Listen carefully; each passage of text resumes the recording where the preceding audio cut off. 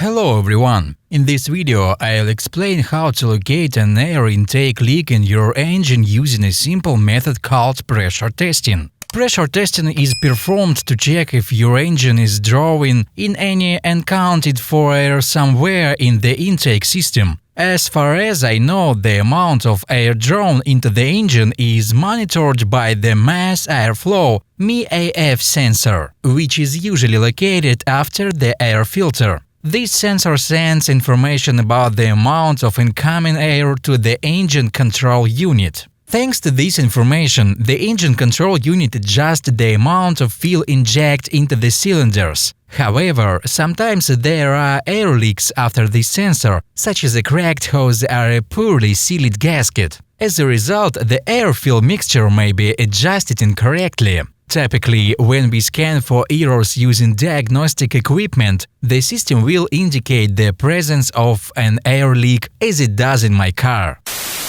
So, pressure testing is a straightforward way to identify all the problematic areas. To do this, we pump air into the intake manifold and then listen for where it seeps out, which hose it escapes through, or if there are any cracked lines, and so on. Pressure testing is easy to perform. You'll need a fuel filter that fits the intake hose, typically located before the intake manifold. Next, you purchase a hose and attach it to the other end of the fuel filter. Then, you connect this hose to a source of air. In my case, it's tire inflator compressor. Alternatively, you could use a spare tire to supply the air. Personally, I'll attempt pressure testing using the compressor.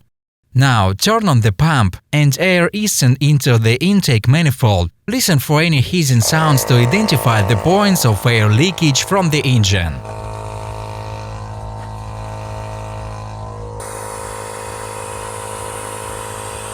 In my case, I can clearly hear a hissing noise in this area. So, I'll proceed to disassemble all these electromagnetic wells, remove the vacuum lines, and continue listening to pinpoint the exact location of the air leak. After conducting the pressure test, it turns out that air is escaping from the gasket seals of the timing chain tensioners, both on the right and left sides of the engine block. It appears that there is hissing sound under these covers. These gaskets look like half moons, so I'll have to replace these gaskets in the upcoming videos. So, perform a pressure test and find weak spots in your engine. Just remember that the applied pressure should not exceed 18 psi, or you risk blowing out good gaskets or seals. That is for now. Bye!